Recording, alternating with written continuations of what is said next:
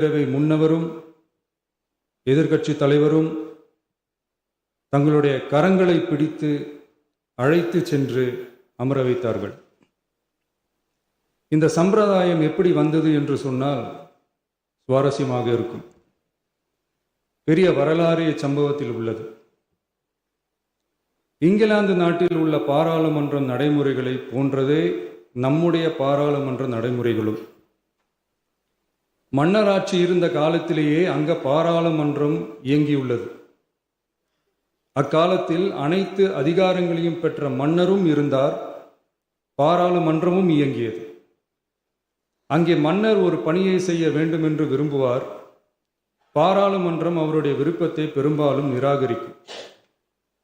மன்னர் விரும்பிய காரியத்தை பாராளுமன்றம் நிராகரித்து விட்டது என்கிற செய்தியை மன்னருக்கு சொல்ல வேண்டியவர் பாராளுமன்ற தலைவர், ஸ்பீக்கர் என்பார்கள். பாராளுமன்றத்தின் கருத்தை மன்னரிடம் சொல்ல வேண்டியவர் ஸ்பீக்கர். அதற்கு துணிவு வேண்டும். சில பணிகளை செய்வதற்குத்தான் பாராளுமன்றத்தின் அனுமதி வேண்டுமே தவிர அந்த ராஜ்யத்தில் உள்ள எந்த பிரஜைக்கும் மரண தண்டனை விதிக்கும் அதிகாரம் மன்னருக்கு உண்டு. தான் விரும்பியதை பாராளுமன்றம் நிராகரித்து விட்டது என்று சொல்லும் ஸ்பீக்கருக்கு மரண தண்டனை விதிக்கும்படி ஆணையிடுவார். தலையை வெட்டி விடுங்கள் என்று ஆணையிடுவார்கள். இது பலமுறை நடந்ததால் யாருமே இந்த ஸ்பீக்கர் பதவிக்கு வர விரும்ப மாட்டார்கள். எனவே புதிதாக பாராளுமன்றம் அமையும் போது ஸ்பீக்கர் பதவிக்கு ஒருவர் அறிவிக்கப்பட்டவுடன் அவர் உடனே தலை தப்பித்தால் போதும் என்று ஓட்டம் பிடிப்பார்.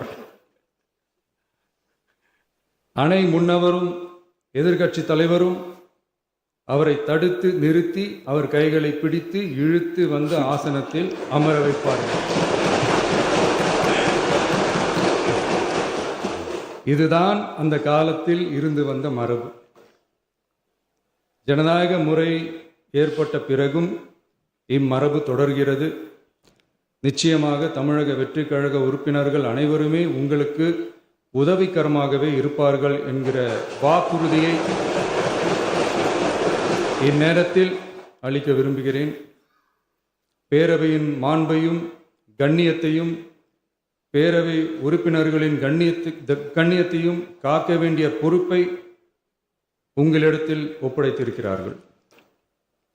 தற்காலிக பேரவைத் தலைவர் பொறுப்பில் மிக சிறப்பாக பணியாற்றிய நம்முடைய உறுப்பினர் திரு மூவி கருப்பையா அவர்களை சந்திக்க நேற்றுக்கு சென்றிருந்தேன்.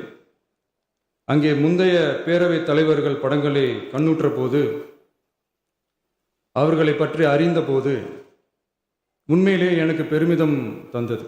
ஏனென்றால் எடுத்துக்காட்டாக விளங்கும் திரு ஜே சிவ சண்முகம் பிள்ளை, டாக்டர் யு கிருஷ்ணராவ், திரு எஸ் செல்லப்பாண்டியன் அவர்களுடைய வரிசையில் மிக சரியான ஒருவரையே நாம் முன்மொழிந்துள்ளோம் என பெருமை அடைந்தேன். அதே போன்றுதான் நம்முடைய பேரவை துணைத் தலைவர் அவர்களும் நீங்கள் இருவருமே மிக சாதாரண குடும்பத்தில் பிறந்து மக்கள் பணியாற்ற வேண்டும் என்கிற அவாவில் செயல்பட்டு வந்தவர்கள். குணம் நாடி குற்றமும் நாடி அவற்றுள் மிகை நாடி மிக்க கொளல் எனும் வள்ளுவரின் வாய்மொழிக்கேற்ப சட்டமன்ற நடவடிக்கைகள் சீராக, செம்மையாக, அமைதியாக நடைபெறும் வகையிலும் சட்டமன்ற ஜனநாயக பண்புகள் நெறிமுறைகள் பேணி பாதுகாக்கப்படும் வகையிலும் இந்த அவைக்கு பேரவை தலைவரும் பேரவை துணைத் தலைவரும் பெருமை சேர்ப்பீர்கள் எனும் நம்பிக்கை எனக்கு உண்டு. அரசியலுக்கு அப்பாற்பட்டு மனிதர்களை மதிக்கும் நல்ல பண்புகள் நிலைநாட்டப்பட வேண்டும். தமிழ் பண்பாடு போற்றப்பட வேண்டும். அவையின் மரபும் மாட்சிமையும் மதிப்பும் காக்கப்பட வேண்டும் என்ற நல்லெண்ணத்தின் அடிப்படையில் அந்த பதவி ஏற்றுள்ள தங்கள் இருவராலும் காப்பாற்றப்படும் என்னும் நம்பிக்கையை மீண்டும் தெரிவித்து என் உரையை நிறைவு செய்கிறேன். நன்றி, வணக்கம்.